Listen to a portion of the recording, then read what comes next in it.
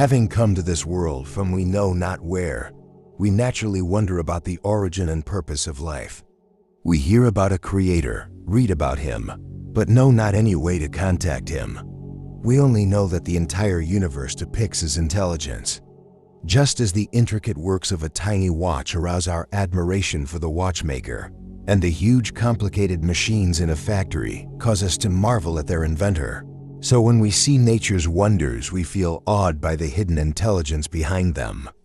We ask ourselves, who made the flower a living form, reaching out to the sun? Whence came its fragrance and beauty?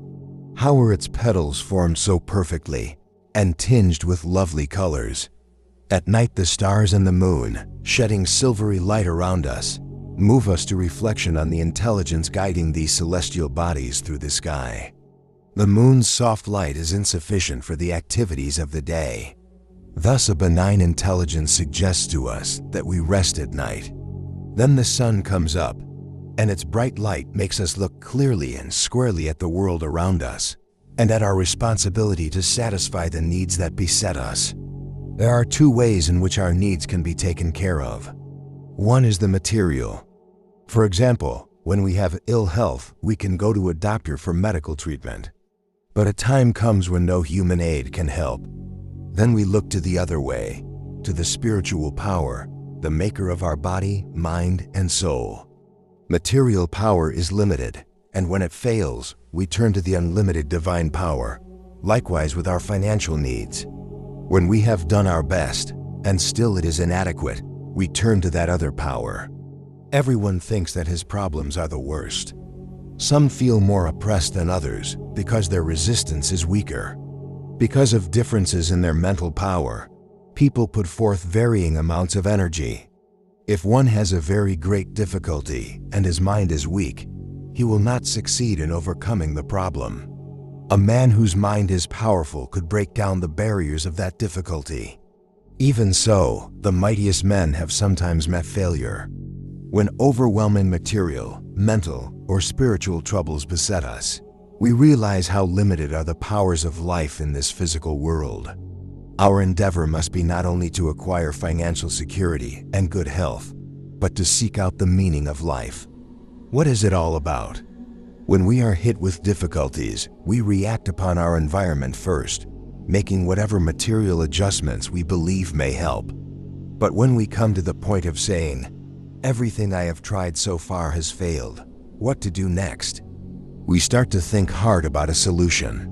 When we think deeply enough, we find an answer within. This is one form of answered prayer.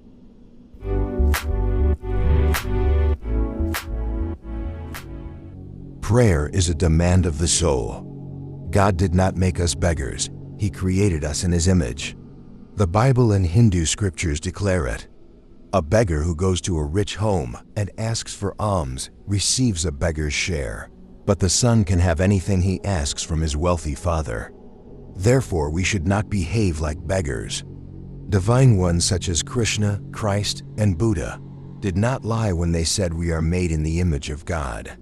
Yet we see that some people have everything, seemingly born with a silver spoon in their mouth, whereas others seem to attract failure and troubles. Where is the image of God in them? The power of spirit lies within each one of us. The question is how to develop it. If you will follow the lesson in my experiences with God, you are bound to find the result you are seeking. In the past, you may have been disappointed that your prayers were not answered. But do not lose faith.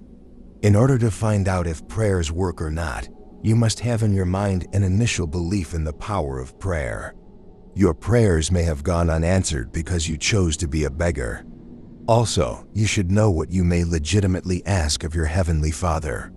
You may pray with all your heart and power to own the earth, but your prayer will not be granted, because all prayers connected with material life are limited. They have to be. God will not break His laws to satisfy whimsical desires, but there is a right way to pray. The cat is said to have 9 lives. Difficulties have 99. You have to find the one sure way of killing the cat of difficulties. The secret of effective prayer is to change your status from beggar to child of God. When you appeal to Him from that consciousness, your prayer will have both power and wisdom. In willpower lies the germ of success. Most people become extremely nervous or tense when they are trying to accomplish something that means a great deal to them. Anxious, nervous actions do not draw the power of God. But continuous, calm, powerful use of the will shakes the forces of creation and brings a response from the infinite. The germ of success in whatever you want to accomplish is in your willpower. Will that has been badly battered by difficulties becomes temporarily paralyzed. The resolute man who says, "My body may be broken, but my head of willpower remains unbowed," demonstrates the greatest expression of will. Willpower is what makes you divine. When you give up using that will, you become a mortal man. Many people say we should not exercise our will to change conditions, lest we interfere with God's plan. But why would God give us will if we are not to use it? I once met a fanatical man who said he did not believe in using willpower because it developed the ego. "You are using a lot of will now to resist me," I replied. "You are using it to talk, and you are obliged to use your will to stand, or walk, or eat, or go to the movies, or even to go to sleep. You will everything you do. Without willpower, you would be a mechanical man." Non-use of the will is not what Jesus meant when He said, "Not as I will, but as thou wilt." He was demonstrating that man must learn to bend his will, which is governed by desires, to the will of God. Therefore, right prayer, when it is persistent, is will. You must believe in the possibility of what you are praying for. If you want a home and the mind says, "You simpleton, you can't afford a house," you must make your will stronger. When the can't disappears from your mind, divine power comes.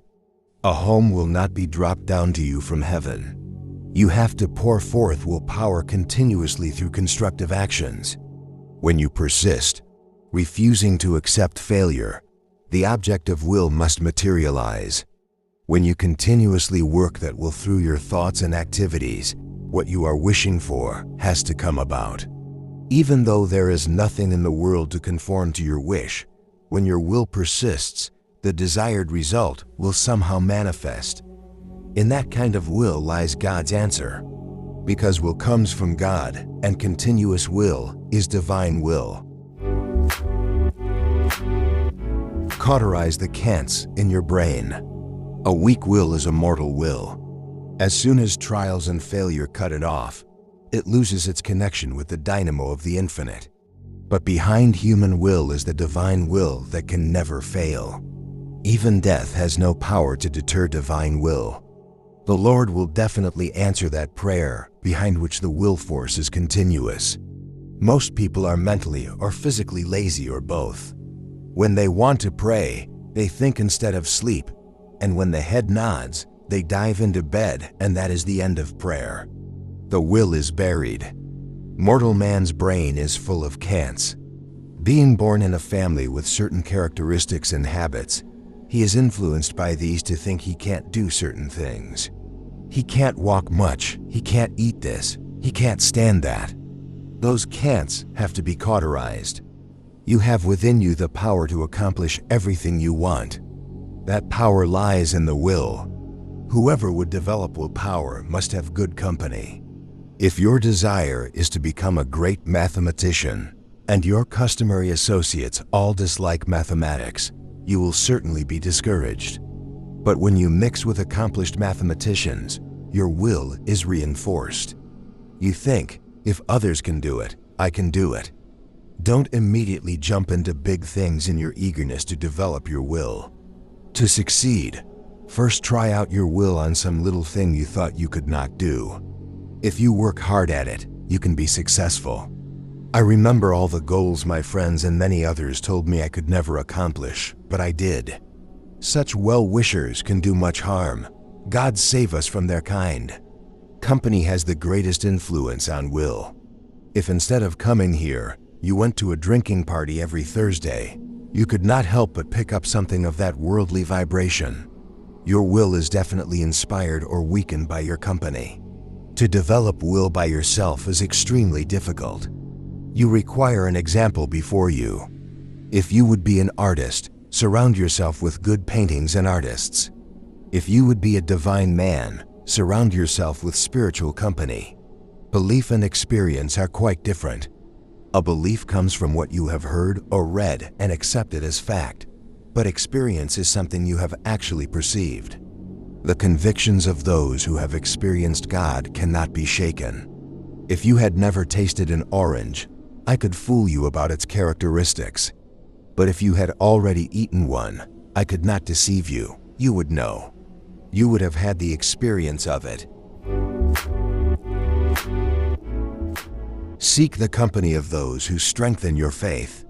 Thoughts about God, success, healing, and so on lie in your brain in the form of tabloid tendencies.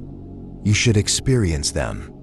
In order to experience your thoughts, you must use willpower to materialize them. And in order to develop the necessary strength of will, you must associate with those who have great willpower.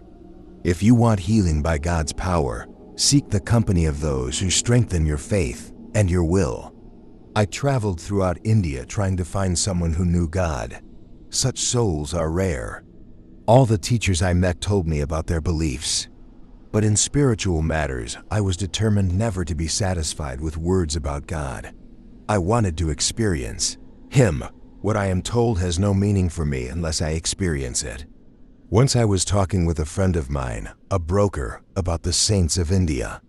He did not share my enthusiasm. All these so-called saints are fakes, he said. They don't know God. I didn't argue. I changed the subject, and we started to talk about the brokerage business.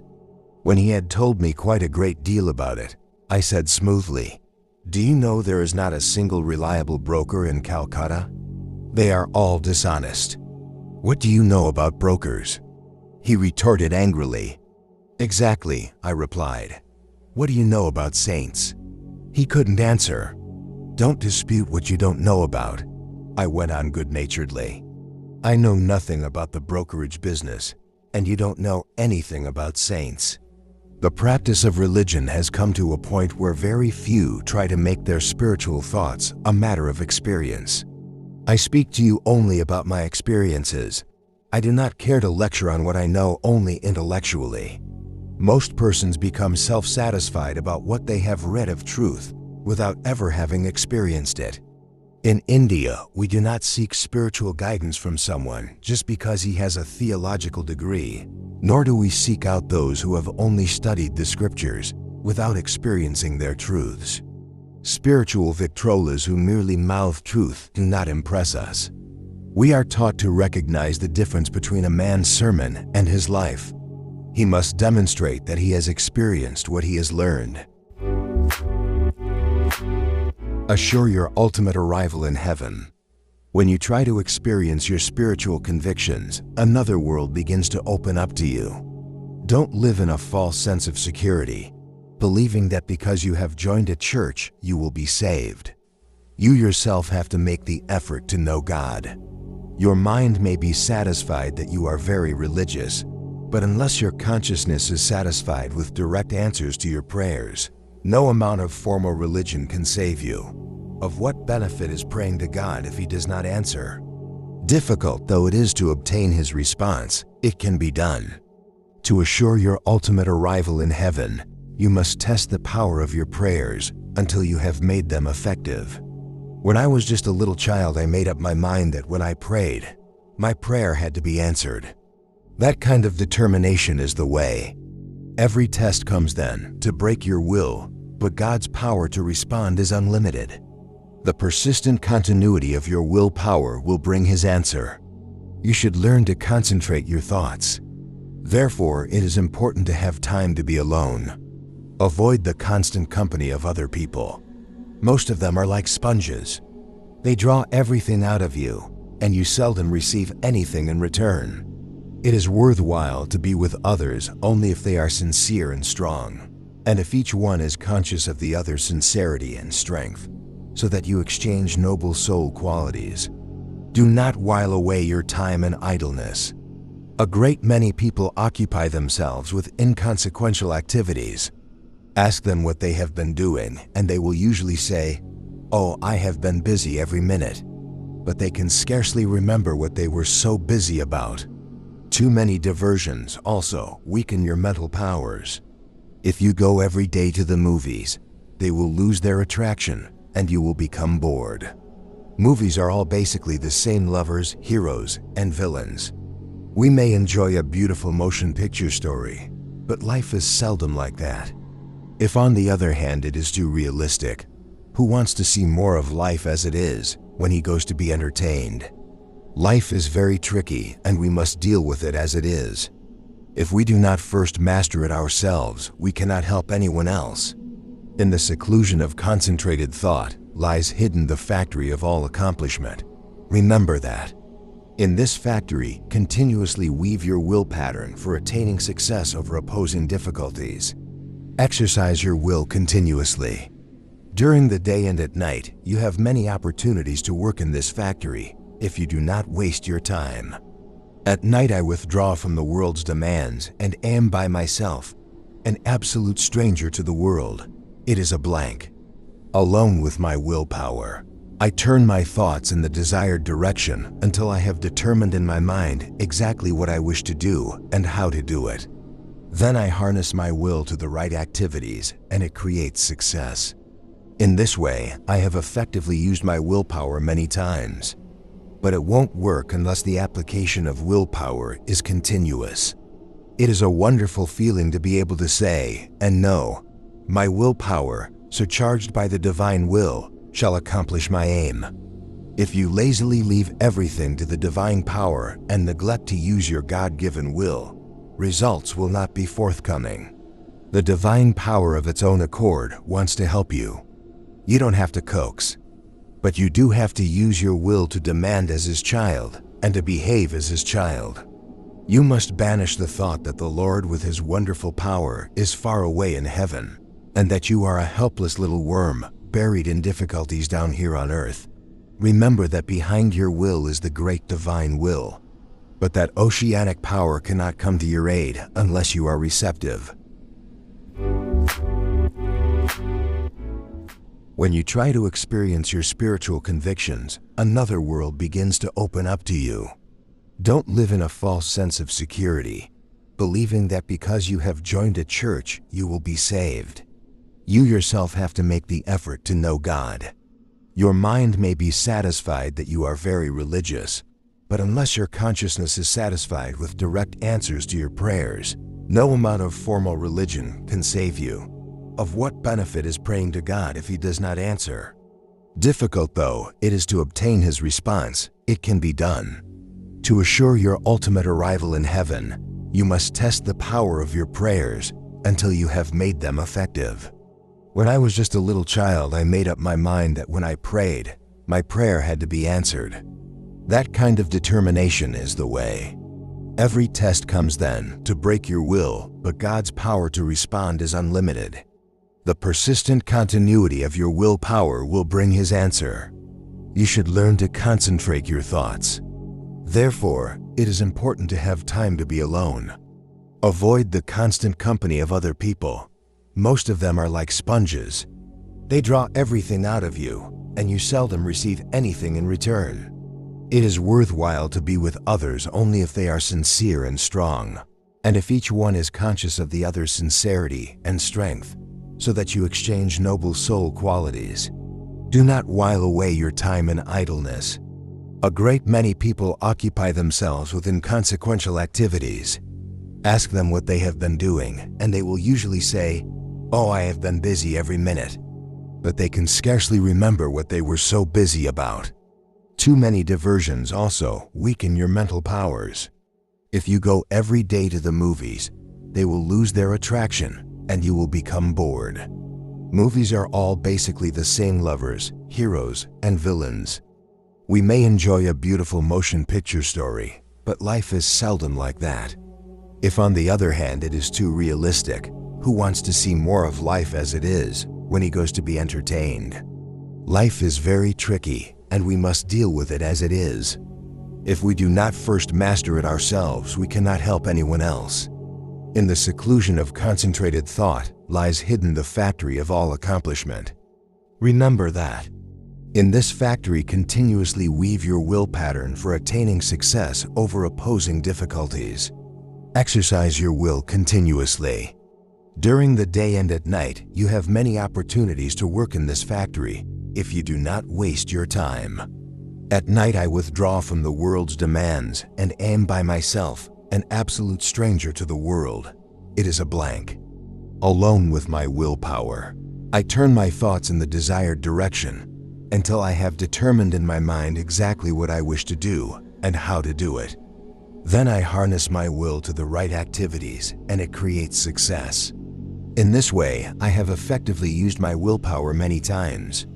But it won't work unless the application of willpower is continuous. It is a wonderful feeling to be able to say and know, my willpower, surcharged by the divine will, shall accomplish my aim. If you lazily leave everything to the divine power and neglect to use your God-given will, results will not be forthcoming. The divine power of its own accord wants to help you. You don't have to coax, but you do have to use your will to demand as his child and to behave as his child. You must banish the thought that the Lord with his wonderful power is far away in heaven, and that you are a helpless little worm buried in difficulties down here on earth. Remember that behind your will is the great divine will, but that oceanic power cannot come to your aid unless you are receptive.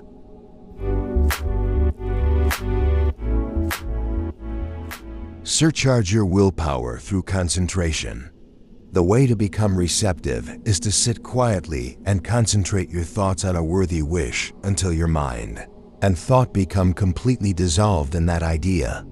Then willpower becomes divine, omniscient, and omnipotent, and can be successfully applied toward realizing your goal. You can't just sit there and wait for success to fall into your lap. Once your course is set and your will is firm, you have to make a practical effort. Then you will see that whatever you require for success starts coming to you. Everything will push you in the right direction. In your divinely surcharged willpower is the answer to prayer. When you use that will, you open the way through which your prayers can be answered. This is my experience. I used to attempt certain things just to test my willpower, but I don't do that anymore. I know it works. Once, long ago, I saw that one of my students was going wrong. Foreseeing the impending tragic results, I brought out every possible reason that might dissuade him from the course his life was taking. But I saw that no amount of my willpower helped him, because he had made up his mind to follow the way of evil. All right, I told myself finally, it is goodbye. Let him go. But soon my great love and concern for him came to the fore again. I sat under a banyan tree and began to visualize him. Fervently and repeatedly, I broadcast to him a mental message. God has told me to command you to return. By evening, my body and mind were athrill with the intuition that he was coming. At last, there he was at the gate. The prodigal son had come back to the fold. He pranamed and said, all day long, wherever I went and whatever I did, I beheld your image. What was it all about? God was calling you through me, I replied. It was his call, not mine. There was no selfish motive in my desire. But I had made up my mind I wouldn't stir from this place until you came. That kind of determination can change the world. A marvelous power. So deep prayer does work. The best time to pray is at night when there are fewer distractions. If necessary, sleep a little in the evening so that you are wide awake when you have your prayers at night, and have it out with God. At first it will seem hard, but as you keep on trying, it will become easier. You will be surprised at the results. As soon as your will becomes powerful, God begins to answer. And when the infinite condescends to break his vow of silence, you will not be able to contain your joy.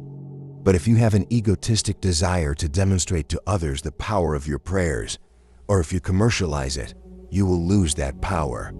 God will respond to you no more. You will have frightened him away.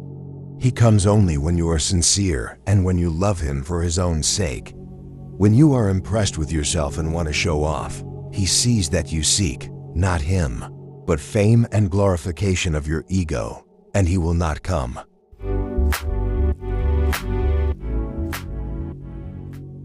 God is not a mute, unfeeling being. He is love itself. If you know how to meditate to make contact with Him, He will respond to your loving demands. You do not have to plead. You can demand as His child. But which of you will spend the necessary time?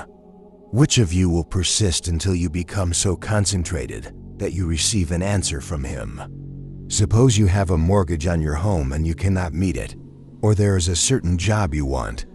In the silence that comes after meditating deeply, concentrate with unswerving will on the thought of your need. Do not keep looking for the result. If you sow a seed in the ground and then take it out every once in a while to see if it is growing, it will never sprout. Similarly, if every time you pray you look for a sign that the Lord is granting your wish, nothing will happen. Never try to test God. Just go on praying unceasingly. Your duty is to bring your need to God's attention and to do your part in helping God to bring that desire to fruition. For example, in chronic diseases, do your best to help promote healing, but know in your mind that ultimately God alone can help. Take that thought with you into meditation every night, and with all your determination pray. Suddenly one day you will find the disease gone. First, the mind receives the suggestion. Then the divine impregnates the mind with His power. Finally, the brain releases the life energy to heal. You do not realize the power of God that is in your mind. It controls all the bodily functions. You can promote any condition in the body if you exercise that power of your mind. It is necessary first to learn the right method of meditation. Then you can apply its divinely empowered concentration to heal the body, or to help you in any other difficulty. Every day undertake something that is difficult for you and try to do it. Though you fail 5 times, keep on, and as soon as you have succeeded in that direction, apply your concentrated will on something else. You will thus be able to accomplish increasingly greater things. Will is the instrument of the image of God within you. In will lies His limitless power, the power that controls all the forces of nature. As you are made in His image, that power is yours to bring about whatever you desire. You can create prosperity. You can change hatred into love. Pray until body and mind are completely subjugated. Then you will receive God's response. I constantly find that my slightest wish is answered.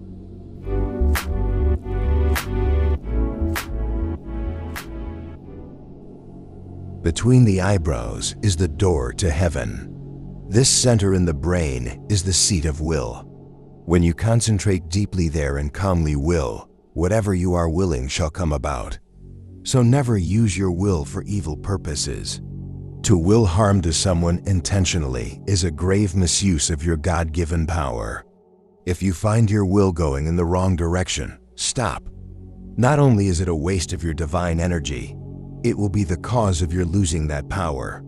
You will not be able to employ it even for good purposes. Determine honestly whether or not your prayer is legitimate. Do not ask God for things that are quite impossible in the natural order of life. Ask only for true necessities. And know the difference between necessary necessities and unnecessary necessities. The best way to cure yourself of desires for unnecessary necessities is to reason them away. Dreaming of big buildings used to be a hobby of mine, but that interest is gone now. I have plenty of them, and all the headaches that accompany their maintenance. Ownership is a worrisome responsibility. Cut out desires for needless possessions. Concentrate only on your real needs. Your greatest necessity is God. He will give you not only your necessary necessities, but your unnecessary necessities as well. He will satisfy your every desire when you are one with Him. Your wildest dreams will come true. When I was a little boy in India, I so much wanted a pony, but my mother wouldn't allow me to have one. Some years later, after I had started my school for boys in Ranchi, I brought home a horse for our use. One morning I found she had given birth to a colt. Just what I had wanted in my childhood. Many such experiences have come to me. Long ago, while I was traveling in Kashmir, I saw this building in a vision. Years later, when I came to Los Angeles and saw this place, I recognized it as the building in my vision and knew that God intended it to be ours.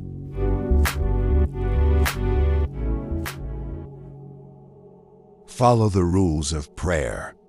The first rule in prayer is to approach God only with legitimate desires. The second is to pray for their fulfillment, not as a beggar, but as a son. I am thy child, thou art my father. Thou and I are one.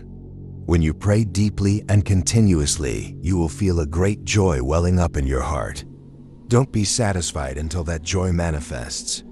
For when you feel that all-satisfying joy in your heart, you will know that God has tuned in your prayer broadcast. Then pray to your Father. Lord, this is my need. I am willing to work for it. Please guide me and help me to have the right thoughts and to do the right things to bring about success. I will use my reason and work with determination, but guide thou my reason, will, and activity to the right thing that I should do. This is how I have always prayed. Now, as soon as I ask God about some undertaking, I know whether I should do it or not, and I know what steps I should and should not take. Be practical and earnest about prayer. Concentrate deeply on what you are praying. Before you seek a job or sign a contract or do anything important, think of that power. Think of it continuously. Take time out of sleep. Your mind is habituated to resting at night from the day's duties and keeps urging, sleep. You must answer with all your divine power of will. Away with sleep. My engagement with God is more important. Then you will receive God's response.